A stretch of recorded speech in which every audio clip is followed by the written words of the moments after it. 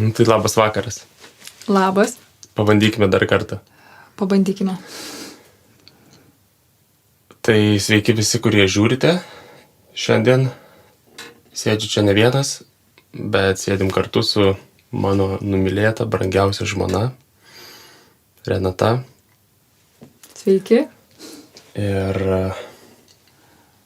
užgimė noras ir žinojimas, kad reikia padaryti Renatos gyvenimo liudijimo video. Nes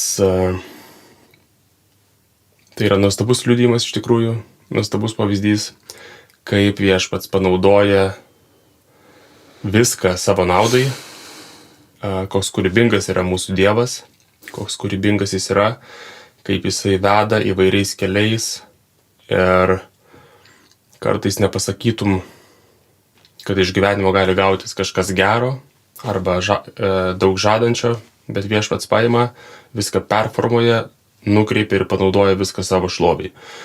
Tai tavo, Renata, gyvenimas tikrai yra vienas iš tokių pavyzdžių ir labai būtų įdomu, kad tu papasakotum nuo ten, kur norėtum pradėti. Jo, tai visų pirma norėčiau pradėti nuo to, kad pirmą kartą įrašinėjau liudijimą. Iki to laiko teko rašyti tik liudijimą ir rašyti man daug yra paprasčiau. Galima sustoti, peržiūrėti ir tai dabar toks tikrai nauja, labai nauja ir džiaugiuosi šitą naują patirtim, kur tikiu, kad Viešpats tam paragino, tikrai atėjo labai gyvas žinojimas, kad turbūt jau laikas ir dar tas pačias dienas pradėjo plūsti paraginimai iš kitų žmonių, tai kažkaip supratau, kad jau reikia būti paklusniai ir padaryti tada tai. Tai šiaip iš tiesų labai noriu pradėti nuo rašto vietos, kuri mano manimu yra labai svarbi. Tai aš ją paskaitysiu ir šita vieta yra apie pašauktuosius ir numatytus. Tai iš čia yra Romiečiams 8 skyrius 28 eilutė, bet to žinome, kad viskas išeina į gerą mylintiems Dievą, būtent jo valia pašauktiesiems. O kuriuos jis iš anksto numatė, tuos iš anksto ir paskyrė tapti panašius į jo sūnaus pavidalą, kad šis būtų pirmagimis tarp daugelio brolių. Kuriuos jis iš anksto paskyrė, tuos ir pašaukė, kuriuos pašaukė, tuos ir nuteisino, kuriuos nuteisino, tuos ir išaukštino. Tai va, tai manau, kad mano liudijimas apie tai ir bus.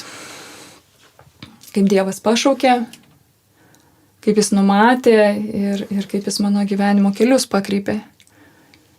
Ir tas momentas, kai gyvenime Dievas yra sutinkamas kaip Dievas. Ir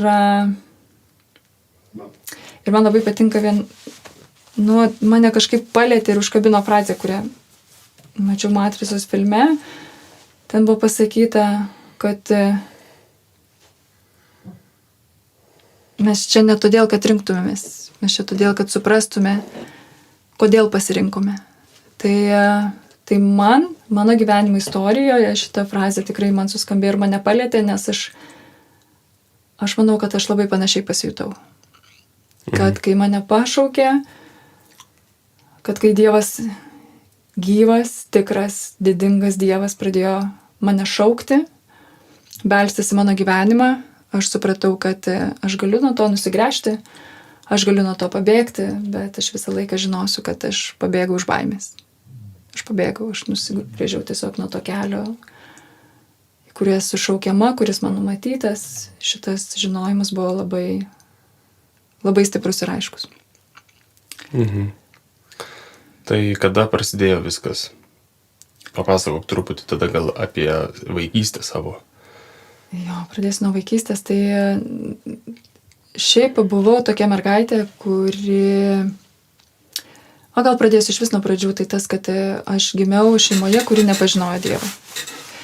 Nors mano pačios gimimas buvo labai įdomus, kad mamai sunkiai sekėsi mane gimdyti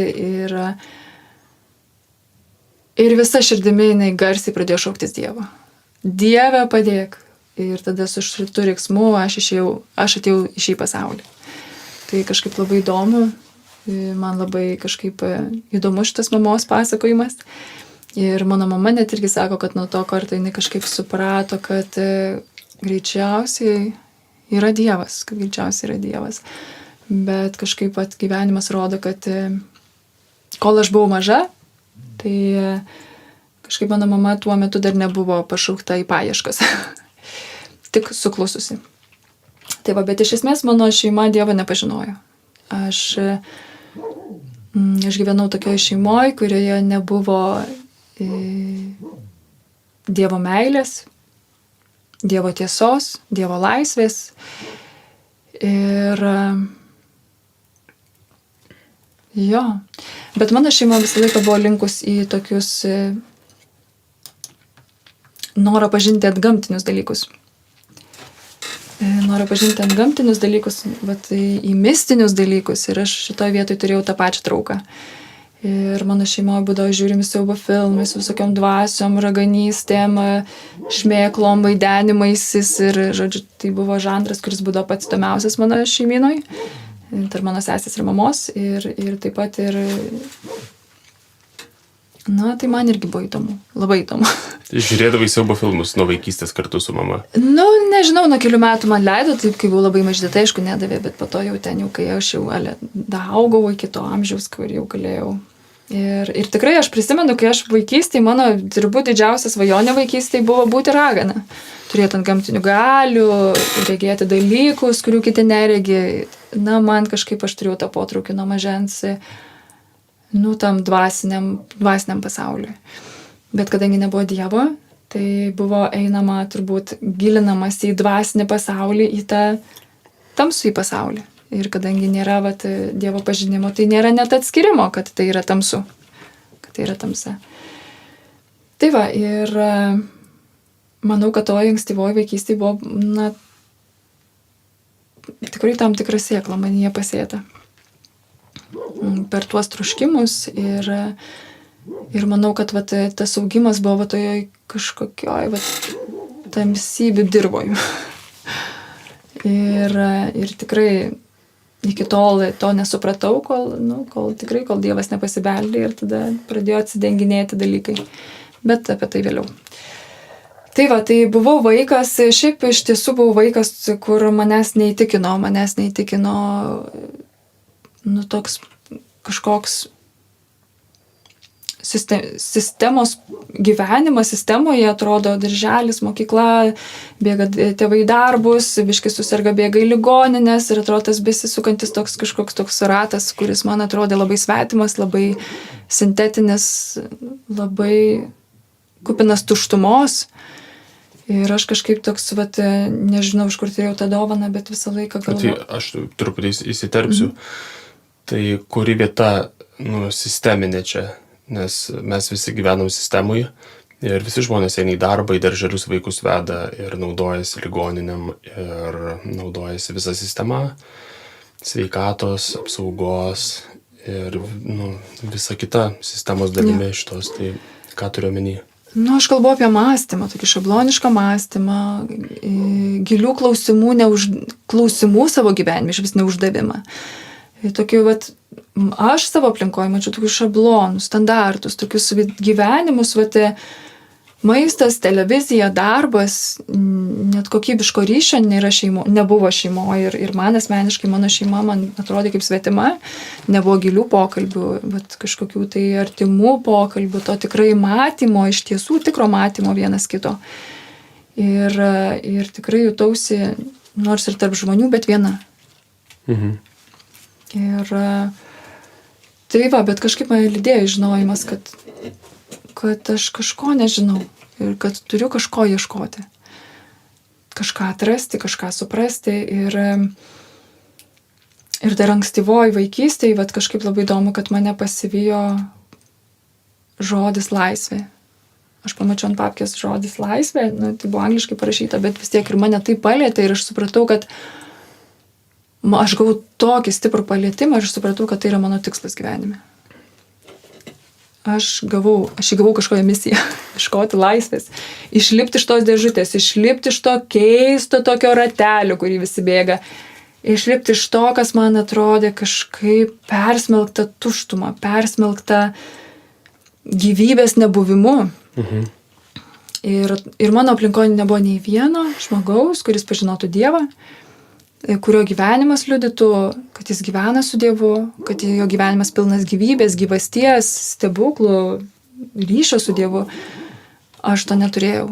Ir iš kur atėjo tie įkvėpimai, irti su savo jėgomis į tas paieškas, tai irgi man tai yra didelė dovana, kurią, atrodo, gavau vaikystėje. O aplamai kalbant apie Dievą, tai aš mačiau katalikų bažnyčią, mačiau visus tuos stabus, atrodo, ir man kaip vaikui, Jėzus kabantis ant kryžiaus atrodė visai nepatraukliai ir baugiai, ir tik apie mirtį kalbėjo, bet visai ne apie gyvenimą, aš vaikas, aš noriu pažinti gyvenimą. Ir aplinkui žmonės buvo arba religingi, kur, kaip sakau, atrodo, Dievo baimingi, bet savo gyvenimu, tai, atrodo, nelabai kuo ir skiriasi nuo tų žmonių, kurie netiki Dievu. Arba buvo tokie, kaip kultūriškai priėmė. Ta tradicija per šventes nueiti į bažnyčią. Ir ir tame kažkaip, mano rate, su kuriuo aš buvau susidūrus, aš tame gyvybės neregėjau. Aš tame kažkaip, manęs tai labai neįtikino. Ir dar kadangi, kažkaip man rūpėjo tas kažkoks raganavimas ir antgamtinis pasaulis, tai iš viso aš kažkaip taip, nežinau, kažkaip taip labai visiškai radikaliai, net kategoriškai nustūmiau bažnyčią, Jėzų ir viską apie krikščionybę. Bet tau tikriausiai niekas niekada ir nesiūlė nueiti į bažnyčią ir panašiai. O, jis siūlė? Kas tau siūlė? Siūlė ne kartą ir mano kaimynė eidavo į bažnyčią. Ir kartais pasiūlydavo mano mamai ir aš buvau krikštyta, aš ėjau pirmos komunijos ir aš kaip šiandien prisimenu, aš taip nenorėjau mokytis ten. Aš nenorėjau tų maldų, aš nenorėjau į tą bažnyčią ir man buvo toks atmetimas ir man grinai, per tą prievartą, nes reikia. Mano tėvai net negalėjo man paaiškinti, dėl ko reikia, bet reikia, tai visi taip daro. ir aš, kadangi buvau vaikas klausantis klausimų, aš negaudau tų atsakymų, tikrai svorį turinčių atsakymų ir manęs tai neįtikindavo. Tai po pirmos komunijos iš vis atkritau nuo bažnyčios. Aš prisimenu, kad kada mane nuvesdavo, tai ten kokios laidotės, man kartais net blogą pasidarydavo. Tai buvo tikrai labai stiprus atmetimas ir net kai vaikišką Bibliją namie prisimenu radau, aš mamai pasiūliau ją išmesti. Aš buvau ant tokio nusistatymo. Tai kaip tu dabar matai, tai buvo atmetimas aplamai to, kas iš tikrųjų šventa yra? Ar atmetimas religijos, mirusios religijos, tiesiog formos, tikėjimo formos, kuri yra negyva, iš kur ta baimė ir atstumimas, kaip tu dabar matai? Aš matau, kad buvo ir tokios tiesos, aš matau, kad buvo ir tokios tiesos. Aš manau, kad aš baidžiausi nuo mirusios religijos, kurioje yra tik kažkokie papročiai ir kažkoks, procesai, kurie yra daromi be gyvybės. Nes aš manau, kad aš kaip vaikas, kaip gyvas žmogus, aš norėjau užčiuopti tą gyvybę. Ir antras tavo klausimas, palauk, dar koks buvo? Ar tai buvo atmetimas kažko švento? Kažko šventojo, ne kažko švento, o Jėzaus Kristaus. Jo, šventosios dvasios. Kad taip. Tam tikros dalys tavyje, kurios nenori matyti tiesos. Nuo pat vaikystės jos gali gyventi, ne? Dvasios tam tikros gali gyventi tavyje ir tiesiog jos paniškai bijojo Jėzaus Kristaus. Taip, ir manau, kad šita dalis irgi tikrai buvo. Nes buvau vaikas, buvau šeimoje, kurioje nebuvo filtro tų dvasinių atskirimų, kas yra kas iš tamsos, kas iš šviesos, ta prasme, nebuvo Dievo, nebuvo ir filtro. Ir tikrai manau, kad buvo visko ten manyje, visas tas katilas visko. Tai ir aš prisimenu net mokykloje, kai žiūrėdavau į tikybos kabinetą, aš galvodavau, čia yra ta vieta, kuri kardinaliai atimtų iš manęs laisvę. Aš turiu tokį stiprų nusiteikimą. Ir visi tie nusiteikimai mano vaikystėje pasisėjo, aš juos ištampavau ir nuėjau į gyvenimą. Man Jėzaus nereikėjo. Tai yra tiesiog negyva religija, vat toks vat manyje buvo vat susiformavęs dalykas. Tai vat toks buvo mano sąlytis su Dievu. Tai va, o toliau prasidėjo mano paauglystės etapas. Tai mano paauglystės etapas buvo pats, sakyčiau, tamsiausias etapas mano gyvenime. Nes tikrai, vat, kas įvyksta paauglystėje. Paauglystėje iškyla visi neatsakyti poreikiai, visos tamsos, visi dalykai, visi niuansai sugerti iš šeimos, o mano šeima tikrai buvo tokia susiskaldžius, pilna barnių ir, kaip sakau, Dievo meilė ten negyveno.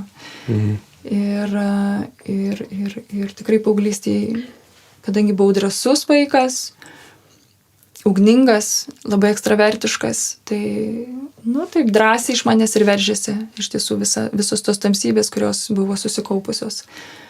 Ir paauglystėje sąmoningai buvau sutikusi su tamsos buvimu ir sąmoningai iš tiesų ėjau į mirtį, į savęs destrukciją, savęs žalojimą. Tai gal galėtum išplėst su tamsos buvimu sąmoningai sutikus. Tamsos buvimu kur? Ar kad jie apskritai yra? Tai visų pirma, tai dar pradėsiu nuo to, kad žengiau pirmą laisvės žingsnio išbandymą, tai kūniškos laisvės išbandymą. Ir atrodo paauglystė, jau galiu sau leisti ir prasidėjo alkoholis, rūkymas, tiesiog iš tiesų, sakyčiau, riebios nuodėmės prasidėjo, kas vedė tikrai tamsybės ir savęs naikinimą. Ir tikrai matėsi, kaip viskas tiesiog ritasi žemyn. Kitas dalykas, būdavau tarp punkų, metalistai klausė labai juodą muziką, grinai apie mirtį dainuojančią muziką, kur net vaikai įdainuodavo posmelius apie mirtį.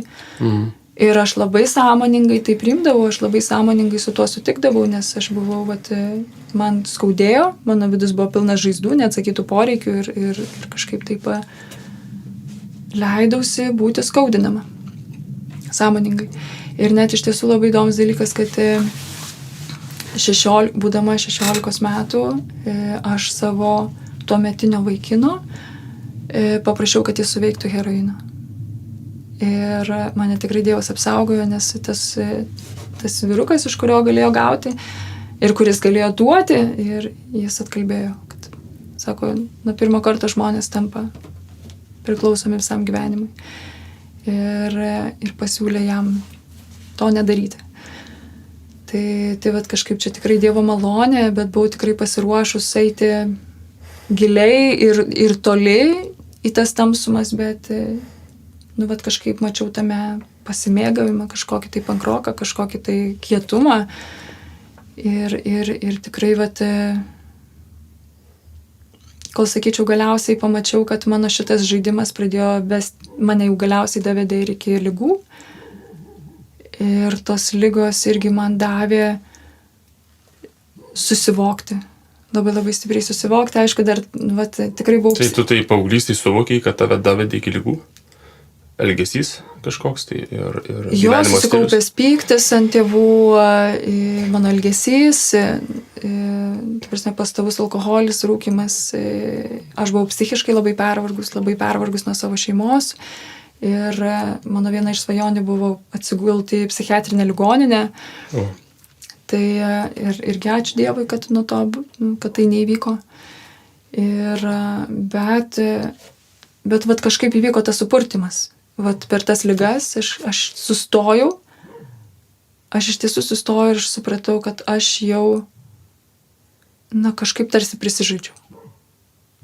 Nes tos ligos, buvo tokios, kad jau pradėjo, kur dar truputis ir aš supratau, kad, šitos ligos greitai atima gyvenimą žmonėms. Ir aš išgirdau savo viduje tikrai aišku suvokimą, kad palauk, iš tiesų tai aš noriu pažinti gyvenimą. Iš tiesų tai aš noriu gyventi ir aš noriu gyvenimo. Šitas man suvokimas atėjo. Ir tada, iš tiesų nuo 17 metų prasidėjo pokyčiai mano gyvenime. Mano šeima visa išsibarstė, visiškai išsibarstė. Aš gyvenau su sesė, mama ir tėčiu ir visi, kas savo išėjo ir aš likau viena. Tai buvo mano svajonė. Kaip tu likai viena, paaiškink? Na, mano tėtis išėjo kitą šeimą, mano sesė irgi sukūrė šeimą išėjo, o mano mama išvyko dirbti į užsienį. Ir man tai buvo labai toks gaivus oro gurkšnis. Kiek tų metų buvo tada? 17. 17. Jo. Ir tai buvo tikrai didelė malonė, nes likau su katė ir šuniu. Ir net katė ir šuo buvo psichiškai pervargę nuo mūsų visų. Ir net matęs, kad net gyvūnų psichika susitvarkė. Vėlgi, etikos pamokoje mes turime temą, laisvės temą. Ir ten buvo klausimas, kas yra laisvas žmogus ir kas yra tikroji laisvė. Ir vėlgi ten buvo spustelėta mano tema. Mane labai palėtė. Atsakymų mes ten negavome, bet kodėl skau mes, nes tuo metu labai atsimenu, kad tą pamoką aktyviai su klasioku apie tai kalbėjom ir aš buvau labai paliesta ir po pamokos aš sakau tam klasiokui, man taip įdomu, aš tikrai norėčiau sužinoti, kas yra toji laisvė, kas yra toji tikroji laisvė, kas yra tas laisvas žmogus. Ir tada jis man pasiūlo knygą. Ir toji knyga yra Jūsų pasąmonės galia. Ir jis man sako, bet žinok, ta knyga keičia gyvenimus. Sako, daugybė žmonių rašo laiškus, kad jų gyvenimai labai radikaliai pasikeitė. Aš galvoju, kaip įdomu, aš įsigysiu tą knygą. O kalbant apie mokyklą, tai aš buvau labai... Mokytojai manim skundėsi, aš buvau toks maištaujantis vaikas, kaip ir minėjau, keliantis klausimus ir tų atsakymų negaudavau ir tada aš tiesiog nesutikdavau su dalykais ir dar grįšiu prie minties, kad man sunkiai sekės mokykloje, nes mane domėjo tik etikos pamokos ir menai. Visa kita manęs kažkaip man prastai sekės, nedomino, jau po to jau paauglystė aš pradėjau labai stipriai bėgti iš pamokų. Jau tiesiog supratau, kad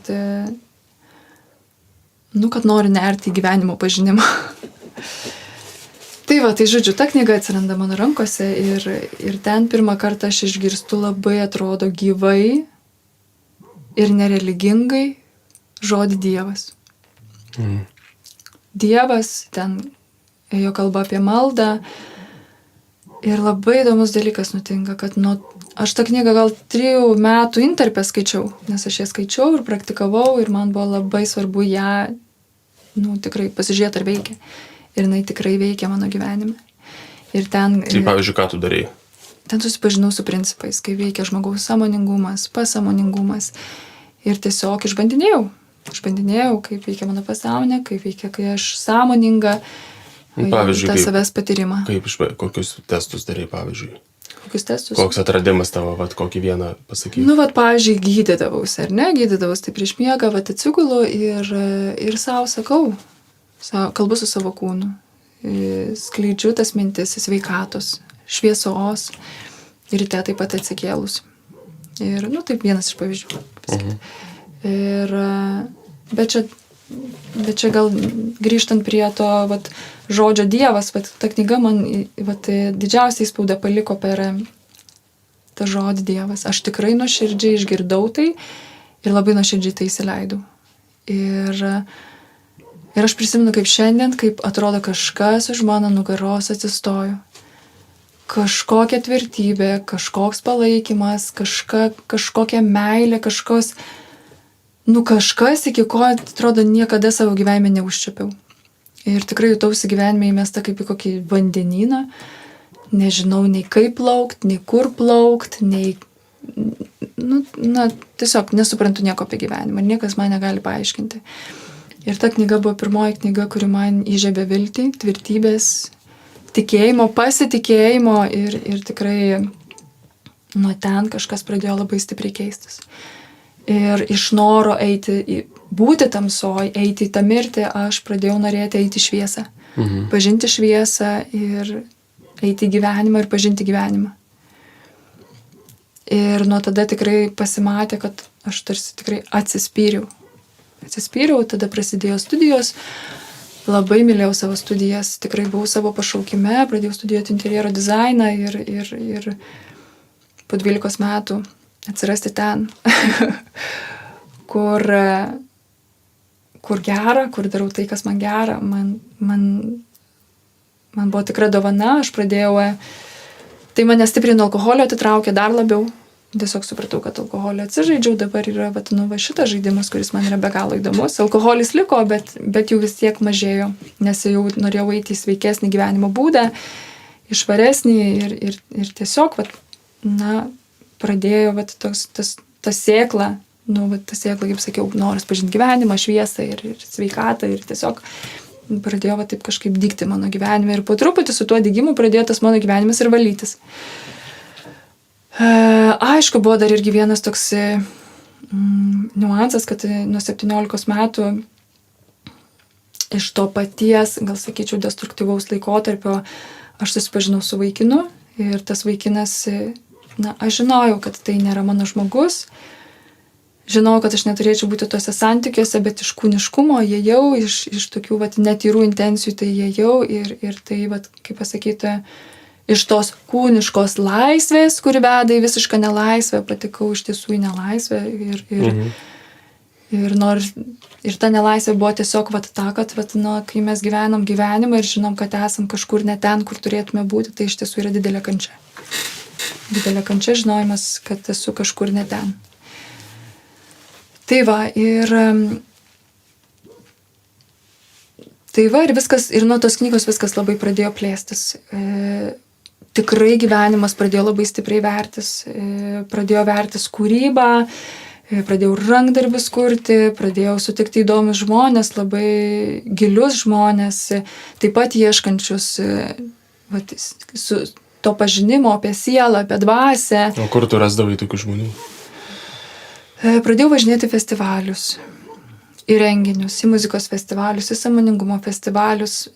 Mano studijose buvo saviugdos paskaitos, kas buvo nuostabu. Aš žinau, kad vienintelė kolegija Lietuvoje turėjo tokias. Ir mes labai daug ko ten mokėmės ir iš tiesų, gal sakyčiau, prie viso to laisvės paieškų pas mane atsirado dar ir tas noras pažinti, kas aš esu. Ir man ten buvo užduotas klausimas, kas aš esu, ir aš supratau, kad aš negebu atsakyti šitą klausimą. Aš galiu atsakyti paviršutiniškai, bet aš supratau, kad aš negebu atsakyti šitą klausimą. Ir tai man buvo tokia tuštuma ir neramybė, kuri man dar labiau skatino ieškoti. Toks kai atrodo kažkas spirga ir man reikia gauti tą atsakymą žudbūt. O dabar turi atsakymą, kas tu esi? Ar žinai, kas tu esi? Dabar aš turiu. Bet prieisime. Papasakosi vėliau, kas tu esi? Galėsiu vėliau papasakot. Aš manau, kad visas tas mano liudijimas jau apreikš iš tiesų, labai daug atsakys tiesiog.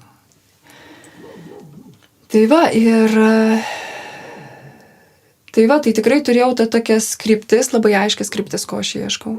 Ir aš žinau, kad aš tarsi nenurimsiu, kol to nerasiu. Prasidėjo visokie renginiai, tiesiog ėjimas į žmonės. Ir tai mane labai praturtino, aš pradėjau skaityti labai intensyviai visokias knygas, nors šiaip iki to nebuvau jokia skaitytoja. Pradėjau skaityti įvairiausias knygas apie sielą, apie dvasinius dalykus, atvėriau savo širdį įvairiausioms paieškoms. Mano širdis buvo plati hinduizmui, budizmui, šamanizmui, viskam, kas tik kalba apie sielą ir dvasinius dalykus. Kaip ir minėjau pradžioj, Jėzui duris buvo uždarius, man tai buvo tiesiog religija, palikau, bet visam kitam visiškai vėriausi, visiškai gėriau save, ieškojau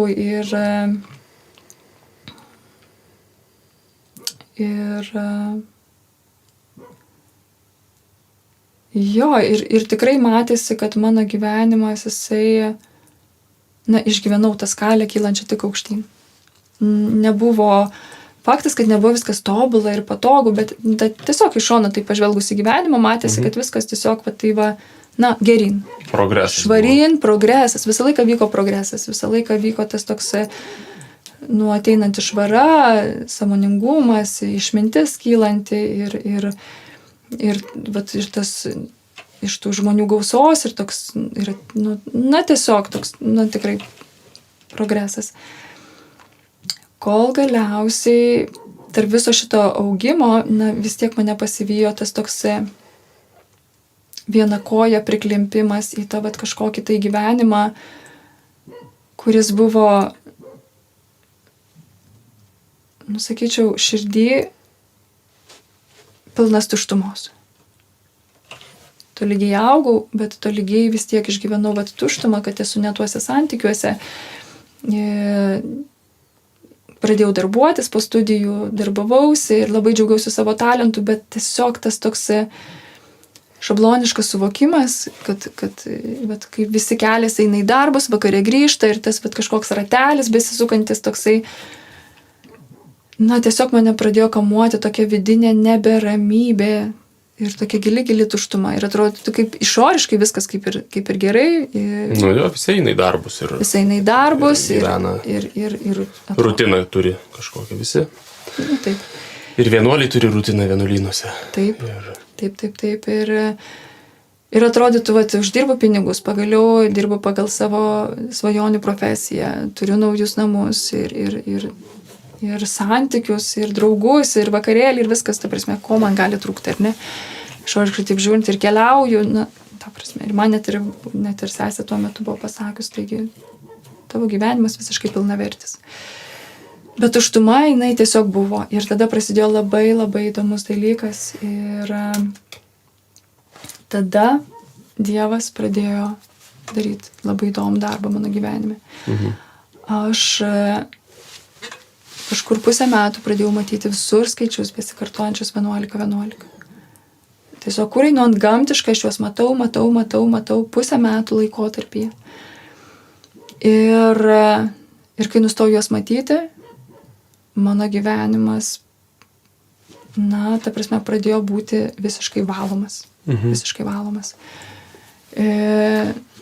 Įvyko santuokos griūtis, išėjau iš to darbo, buvo palikti visiškai seni draugai, naujas būstas, kuriame gyvenu. Ta prasme, viskas, kas buvo, visas tas gyvenimas, kurį turėjau su visa ta komplektacija, jis buvo tarsi išvalytas iš mano gyvenimo. Ir šiandien dieną, kai skaitau Bibliją, mane taip stipriai liečia, aš randu rašto vietą, kur parašyta Jono 11:11, kur Jėzus tarė, mūsų bičiulis Lozorius užmiego, bet aš einu jo pažadinti. Ir man šita vieta yra tokia, grynai apie tą mano etapą, kur atrodo ieškoju, kažkuri mano dalis artinasi prie Dievo, bet kažkuri dalis užmigo. Pasaulietiškam gyvenime, pasaulio tame ratelyje, pasaulio tokiame kažkokiame gyvenime, kuris iš ko man yra ta tuštuma, kad kažkas ne taip, tarsi tikrai kažkur priklimpau ir kažkur miegu. Ir prašau pažadinkit mane į tą tikrąją gyvybę, į tą tikrąjį gyvenimą. Ir ateina Dievas manęs pažadinti ir man čia yra taip stipru. Ir ta rašto vieta, ir jinai man grynai visiškai siejasi su ta rašto vieta, kurią skaičiau pradžioje. Įdomu, žinai, kad kai Dievas pašaukė, tai jis pašaukė. Ir net matysi. Ir net matysi, jo, ir tiesiog neturėsi ramybės. Ir man lygiai taip pat prasidėjo dvasinės paieškos, po to, kai atmečiau tikėjimą paauglystėje ir praėjo kažkiek laiko, gal po kokių 3 metų po atmetimo, irgi alkoholis, išlaistymais į kažkokie, gyvenimo griovimas. Ir po to irgi pradėjau jaust, kad tiesiog ten, žinai, YouTube'inu, žiūriu filmukus kažkokius ir pradedu matyti video irgi apie dvasinius dalykus, apie energiją ir visą kitą. Ir tiesiog, per tai pradėjau vėl eiti į dvasinį kelią. Tiesiog tas susidomėjimas atsirado. Ir atrodo, daryk, ką nori, bet įdomu, traukia. Pradedi ten eiti, pradedi ieškoti.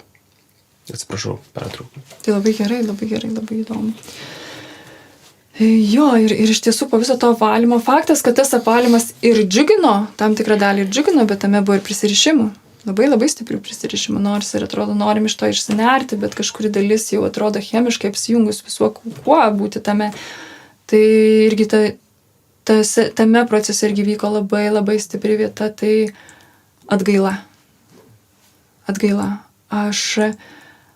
aš pamačiau savo širdį, aš pamačiau savo širdies, nu, vat, tą tamsą, išdidumą, bet mačiau dar kitokioj, nu, ta prasme, tai nebuvo tokiu mastu tas išdidumo pamatymas, bet tiesiog, gal sakyčiau, tuo metu buvo tas pamatymas, kad aš pamačiau, kad savo šeimininę tamsą, aš neišmanymą, tą tokį vat skurdų bendravimą, dalykus, kurie mane pačią piktino, aš juos tiesiog atsinešiau tos modelius pati į savo gyvenimą, į savo santykius tuometinius buvusius.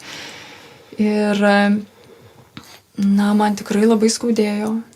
Aš tikrai labai kažkaip, aš atsiprašiau Dievo, taip kaip jį tuo metu supratau, aš atsiprašiau Dievo, aš tikrai jau maldą ir Už ką atsiprašai?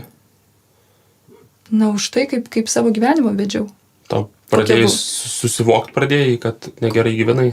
Kokia aš buvau santykiuose iš tiesų ir nors ta griūtis prasidėjo, na taip, išoriškai žiūrint, ne dėl manęs, ar ne, bet atrodo, va čia galėčiau skaityti, čia ne aš pradėjau ar dar kažką, bet vis tiek aš tiesiog susivokiau, aš labai aiškiai susivokiau, kad palauk, čia buvo labai negerai, ne taip statomi santykiai ir kad aš neturėjau išminties, kaip juos statyti, aš neturėjau pavyzdžio, tai tiesiog toks gavosi kaip juodraštis. Mano gyvenime gavosi kaip juodraštis ir kurį atsinešiau iš savo šeimos modelių, iš to prasto modelio.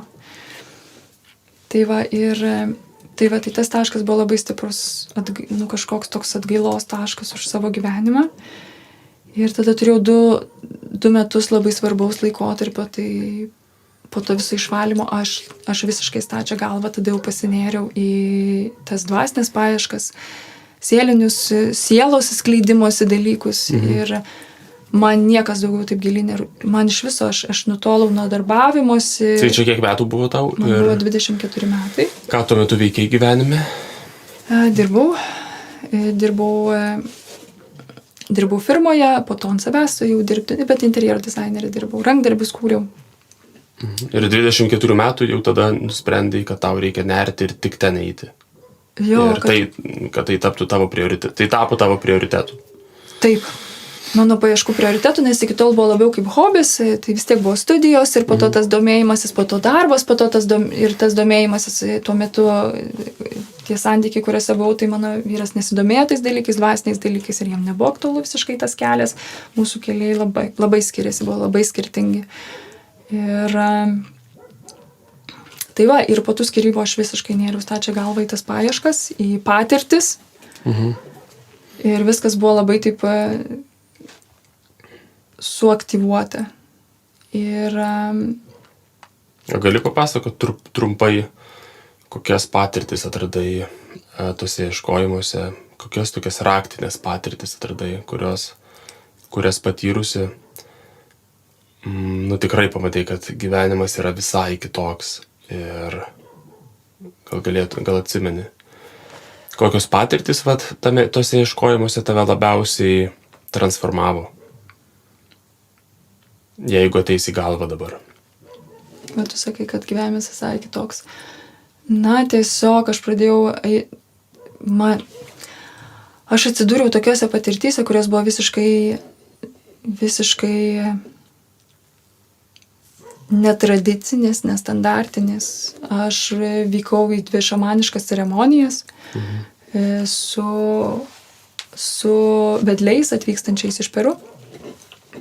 Ten pamačiau labai netradicinį, kaip tas netradicinį, galbūt šitas netinkamas žodis, ten pamačiau moterį. Ir tas pamatymas, aš šiaip savo gyvenime buvau atmetus moteriškumą. Aš neslaikiau savęs kaip vyrų, bet aš taip, moterys. Nes kadangi mano santykis su mama ir sesė nebuvo labai geras, ir manęs nesisuko jokių išmintingų moterų, buvo labai tokios emociškos moterys, perdegusios moterys, nesusivaldančios ir tiesiog man susidarė toks kažkoks įspūdis, kad tokios yra moterys. Ir neturėjau visiškai jokių pavyzdžių, išmintingų pavyzdžių pamatyti, kaip atrodo išmintinga moteris, išsiskleidus moteris, suvokianti, tą moteriškumą. Tai tose patyrimuose aš gavau pažinti, tą tokį susivaldanti, išmintinga, ištverminga, patarnaujanti ir kartu labai stiprų moteriškumą. Tas toks ir subtilumas, bet ir tvirtybė, ir tos moterys buvo tokios gamtinės, jos visiškai kitokių pažiūrų ir aš mačiau, kaip jos patarnauja žmonėms, kaip jos tas ceremonijas išbūna, kokios jos ir koks jų prisilietimas, kupinas meilės ir tvirtybės ir švelnumo ir tvirtybės tuo pačiu. Na, aš tiesiog gerėjausi ir tą kartą ir va ten buvo pažadintas mano noras pačiai ieškoti moteriškumo savyje, atrasti, kas yra ta moteriška galia, kas yra tas moteriškas potencialas, tai aš moteris. Žinai, aš tam gyvenime nesuprasiu, kas yra toji moteris. Jo. Tai vat šitas dalykas buvo į mano kraitelį, tas pabudinimas, pažadinimas. Labai geras pavyzdys, žinai, man irgi geriausi patys tokie potyriai, kuriuos suvokiau irgi plačiam ieškojimuose. Tai tie potyriai, kurie atskleidžia apie kūrinyje, apie tave, apie mane, apie žmonės. Atskleidžia labiau apie galimybės žmogaus, apie funkcijas. Apie tą dizainą Dievo. Taip. Ja. Ką mes iš tikrųjų galim. Ką žmogus gali, ką mintys gali, ką žodžiai reiškia, kokį svorį turi žodžiai, nuostatos, įsitikinimai. Ne? Ja, taip. Tai va, ir kitoj ceremonijoje aš pamačiau porą patarnautojų, kur atrodo, kaip įdomiai tos patirtis mane vedė. Aš tiesiog, atrodo, žinojau, ką turiu pamatyti ir ką įsidėti į savo tą kuprinę, skrynę, nežinau kaip čia pasakius. Pamačiau porą, kuri irgi buvo labai komandiška, irgi vedė tą ceremoniją, buvo labai komandiška, labai tvirta, ištverminga, nuolanki, patarnaujanti ir taip labai taip komandiškai vien žvilgsniai susižvalganti. Ir, tiesiog tai buvo toks ir pora, kuri tarnauja žmonėms. Tvirta. Ir toks kaip vienas kūnas jie atrodė. Ir tokioj harmonijai atrodo labai skirtingi poliai, bet taip harmoningai. Taip, tiesiog mane ten irgi labai sužavėjo. Aš tiesiog irgi pamačiau pavyzdį, kur niekur nebuvau mačius tokio pavyzdžio. Jokioj savo aplinkoj. Budizmas mane įkvėpė savęs pažinimu, tyrinėjimu, to sąmoningumo siekimu, tos ramybės ieškojimu. Tai tokie buvo dalykai sužadinti. Ir aplamai dar kalbant apie tą tokį gamtinį žvilgsnį, susipažinau su žmonėm, kurie gamtininkai ir mane taip žavėjo pamatyti, kaip žmonės iš tiesų tikrai turi artimą santykį su gamta, su ta kūrinyje, Dievo kūrinyje. Ta tokį gamta, kuri gydo, gamta, kuri labai daug atskleidžia apie mus pačius, apie mūsų kūną, gamta, kuri mums padeda priimti savo kūną, procesus, kurie vyksta manyje kaip moteryje. Tiesiog irgi iš tos terpės labai daug išmokau ir kaip tie žmonės sugeba gilų užmegzti santykį su tuo, kas juos susupa. Ir tas santykis jis giliau už tik tai, ką regime. Tai, tikrai iš tų visų skirtingų terpių išsinešiau labai daug tokių atveriančių patirčių. Ir ką galiu pasakyti, mano gyvenime tikrai tuo metu vyko labai dideli stebuklai. Aš tikrai jutau, kad aš esu Dievo girdima, matoma. Mano maldos būdavo atsakomos, stebuklai vykdavo, visokie, tikrai lydėdavo net ir ženklai ir, tikrai buvo labai gyva ir neabejotina, kad, atrodo, einu kažkur, gera linkme. Gera linkme ir, tiesiog šiaip realiai, dabar kaip prisimenu, buvau kaip indas, visiškai atviras indas, kuris gėrė į save. Ir filtravau dalykus, bet bet toli gražu tikrai ne taip, kai Dievo žodis atsirado ir parodė tikrai filtrą. Nu gerai, tai nėrei stačia galva į tuos visus ieškojimus, patyrė visas šitas patirtis, taip, ir kaip toliau progresavo tavo ėjimas. Dar kalbant apie, kas įvyko, kas labai stipriai, keitė mano gyvenimą, turėjo tavo įtaką labai stiprią. Tai aš išvykau, grįžtu prie tų 2 metų svarbių po mano gyvenimo. Atrodo, kad per tuos 2 metus vyko kažkoks ruošimasis. Aš išvykau 1,5 metų į Portugaliją atsiskirti. Ir tame atsiskirime, nors buvau aš labai ekstravertiškas žmogus, labai mėgdavau tarp žmonių suktis, visą laiką bendrauti, aš pirmą kartą sąmoningai nusprendžiau atsiskirti ir būti viena. Ir nebebendrauti. Nebendrauti, atsitraukti ir viskas, ką norėti, tai pažvelgti į savo vidų. Ir pirmą kartą gyvenime pasistatyti savo gyvenimą sąmoningai. Ne kažkaip kaip gavosi ten, kažkaip ir po to kankintis ir toj tuštumoj būti, bet iš tiesų sąmoningai. Tai aš mokiausi nurimti. Man reikėjo gal mėnesio laiko, kad aš išmokčiau hamake gulėti ramybėje. Ir tą traukinį iš tiesų, tą tokį inercijos traukinį, daugybę dalykų nebuvo taip lengva sustabdyti. Bet mokiausi nurimti, mokiausi įsižiūrėti save, įsiklausyti, atpažinti įsitikinimus įvairiausius pasėtus, netinkamus įsitikinimus ir susijęti tinkamus kažkaip dalykus, kas buvo mano jėgose, ką aš galėjau padaryti savo jėgomis dėl savo gyvenimo. Ir labai įdomus dalykas ten tada pradėjo vykti. Tai man per sapnus pradėjo ateiti žinojimas apie vyrą. Apie vyrą, kuris yra man numatytas. Ir labai įdomu tas, kad grįšiu į vaikystę, aš nuo vaikystės turėjau apreiškimą, kad yra žmogus, tarsi dalis manęs. Bet tas vienintelis, kuris man numatytas. Ir aš ėjau per gyvenimą visą laiką ir gal kažkam atrodo tai naivu, bet aš visą laiką turėjau tą žinojimą, kurio niekaip negalėjau atsikratyti. Aš niekaip negalėjau jo pamesti ir sutikdavau aš tų vyrų ir žinodavau, kad ne. Ir jau net kartais atrodė, tai kaip čia yra su tuo kažkokiu žinojimu, nes negalėjau užčiuopti, negalėjau patikrinti, bet atrodo, žinau, kad taip yra. Ir tame atsiskirime prasidėjo tas kažkoks toks artėjimas link to atsakymo. Ir tame atsiskirime įvyko kažkoks labai stiprus ir savęs priėmimas.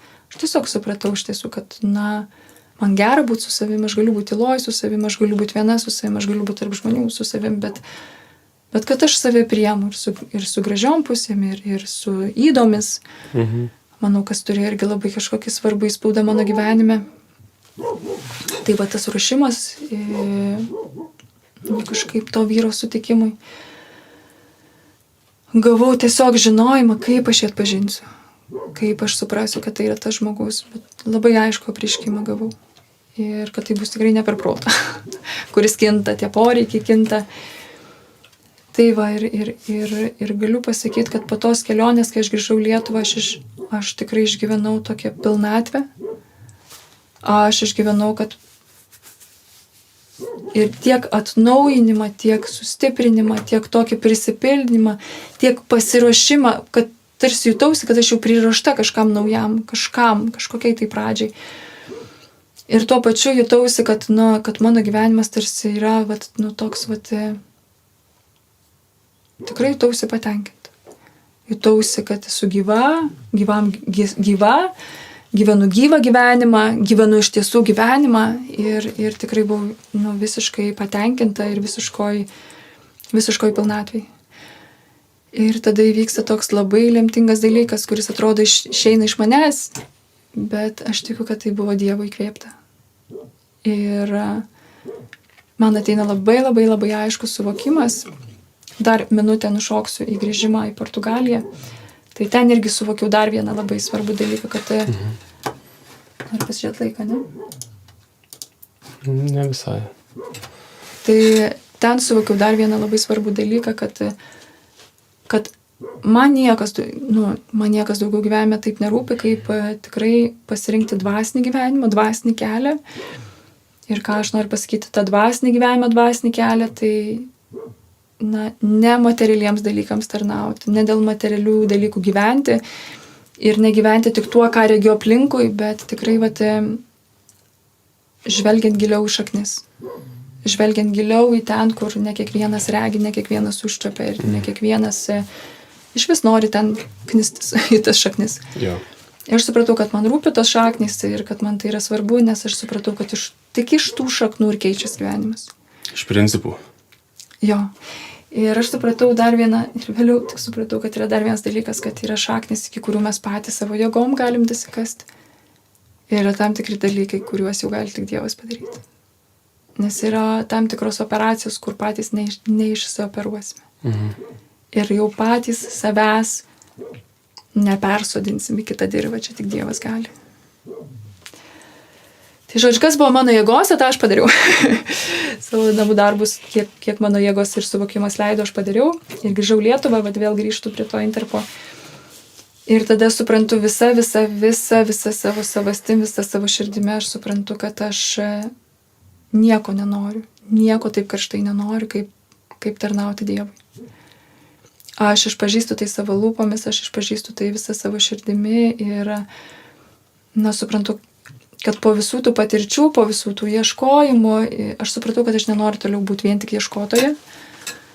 Aš supratau, kad aš nenoriu visą gyvenimą toliau vien tik patirčių ieškoti, kažko vis ieškoti. Taip pat supratau, kad nenoriu tarnauti materialiams dalykams, bet manau, jau čia kartojuosi, aš jau minėjau. Ir aš supratau, kad net nebenoriu kažkaip tenkinti savo vis kažkokių užgaidų, kad aš noriu sekti Dievą.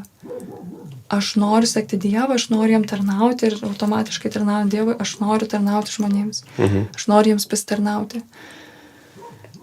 Ir ten įvyko labai kažkoks svarbus momentas, po kurio gal po 2 mėnesių į mano gyvenimą įžengė vyras. Tas vyras, kur mano sapnai to vyro sutikimui ruošė, kur tas atėjo suvokimas, apreiškimas, kaip aš tą vyrą atpažinsiu. Ateina vyras ir tas vyras ateina su Jėzumi. Ir žiūrint į savo gyvenimą, aš matau vieną labai tokį, man išlendas rašto vieta irgi labai stipri, kuri man tik vėliau atsivėrė, bet kad žmogus eina savo širdies keliu, bet Viešpats pakreipia jo žingsnius. Ir labai įdomu tas, kad eidama tą visą paieškų kelią, viską aš kažkaip maniau, kad širdies kelias tai yra aukščiausias kelias. Tai yra pats didžiausias kelias gyventi širdimi, širdies kelias, gyvenimas širdimi, tai yra aukščiausia kartelė ir tai aukščiausia siekiamybė ir viskas. Ir po to šventam rašte suprantu, kad ne. Kad visgi širdis gali būti be galo klastinga. Ir kad klastinga, ir kad aplamai, kad tai nėra aukščiausias, nėra tas aukščiausias variantas, kad Dievas net ir nuo širdies kelio, kuris gali atrodyti mums jau ten, aš gyvenu fantastišką gyvenimą ir man jau čia viskas, jau čia nuostabu, palikit mane čia. Ne, Dievas sako, aš tau numatęs kitus dalykus ir paima ir pakreipia. Tai va, ir taip pat yra rašto vieta labai stipri, kur sako, niekas neateina pas sūnų, kaip tėvo neparagintas. Ir šitoj vietoje atrodo, nors ir pati aš išreiškiu, Dieve, bet aš suprantu, kad tai buvo, aš tiesiog, kai matau visą savo gyvenimo istoriją ir visą tą kelią, aš prieš istoriją žvelgiu, aš suprantu, kad Dievas tiesiog pradėjo mane šaukti, mane kviesti, daryti darbą mano gyvenime, artinti mane link savęs. Ir Tėvas pradėjo mane artinti link savo sūnaus. Ir man būdavo šiaip labai keista, kai dar iki kol nebuvo atėjus pas Jėzų, kai man sako, tau reikia Dievą pažinti, tau reikia Jėzų pažinti. Ir man buvo labai keista, tai suvokti, ką jie turėjo omeny pažinti Dievą, taigi aš pažįstu Dievą. Mano gyvenime vyksta stebuklai, mano maldos išklausomos, aš tikrai jaučiuosi ir girdima, ir mylima, ir kaip dar galima pažinti Dievą. Kaip dar, ką jūs turite žmonės omenyje, galvoju, nieko nesuprantu, nes tikrai, tik aišku, tas mano gyvenimas, jis buvo labai toks, viskas sukos aplink mane. Aš buvau centras. Dieve nori to, Dieve padaryk tą, Dieve dabar norėčiau taip, o Dieve kodėl negaunu to. Ir toks aš. Tu visatos kūrėja. Taip, ir dar tokių labai įdomių žinių buvau prisiskaičius, kur tikrai, vis labiau įtvirtinėjo manyje, kad aš esu tas centras, aplink kurį viskas sukasi. Ir, kaip tas vaikas. Ir kur tu irgi buvai paminėjęs, labai gerai buvai paminėjęs, kai kalbėjom, kitam pokalbį, kai kalbėjom, kad mes kaip ir patys išgyvenam tą vaiko stadiją, kur atrodo viskas sukasi aplink mus ir tikrai tėvai mus mato, girdi ir atsako tos mūsų poreikius. Ir mes jaučiam, kad ta stadija yra reikalinga. Ir kad ta stadija yra reikalinga. Jis yra kažkokia tai mūsų etapas. Kažkoks tai etapas. Ir suprantu, kad tai jau aš tą etapą ir priėjau prie kito etapo. Kada aš norėjau, ne kad Dievas paskui mane bėgiotų, kaip paskui tą vaikelį, įnoringą mergaitę, bet aš pradėti norėti matyti iš tiesų tėvą ir sekti jo valia. Nes jis mano architektas, jis mano dizaineris, jis mano viešpats, jis mano tėvas, jis mano matęs tokius dalykus, kuriuo aš galiu net nesuvokti. Ir tik jis gali padaryti tokias operacijas, tokiam gylyje, kuriuo aš irgi galiu net neįmatyti. Ir tik jis mane gali iš tos tamsybių dirvos iškelti ir persodinti į savo dirvą, į tą tikrosios šviesos dirvą. Ir mane kaip tą šakelę prijungti prie savo medžio. Sakyčiau, visas šitas taškas, iki kur dabar dėjom, šičia, sakyčiau, labai dar paprasta. Dar paprasta ir tikrai, kai Jėzus labai rimtai pasibeldžia mano gyvenime, ten prasideda, bet tikrai įdomiausios, sakyčiau, kulminacijos. Aš sutinku tave, tu sutinki mane ir kuri vyksta tas susitikimas ir toks labai aišku žinojimas ateina, kad tai yra mano vyras. Tai yra būtent tas vyras, kur žinojau nuo vaikystės. Ir tau ateina irgi tas žinojimas, kad čia mano žmona. Įvyksta tas mūsų susitikimas. Ir tada nuo to taško įvyksta Jėzus ateimas į mano gyvenimą. Ir gal šitoje vietoje aš tikrai jau noriu sustoti ir tą kulminaciją, tą tikrai didelį svorį palikti sekančiai daliai. Gerai, tada ačiū, kad žiūrėjot visi. Ir netrukus įkelsime antrą dalį. Įrašysim, kad neprailgtų iki 2 valandų, nes būna tikrai sunku žiūrėti. Taigi, labanakt tiems, kurie taip kaip ir mes dabar naktinėja. Labas rytas tiems, kurie keliasi ir laba diena tiems, kurie gyvena vidudienį arba popietę. Iki.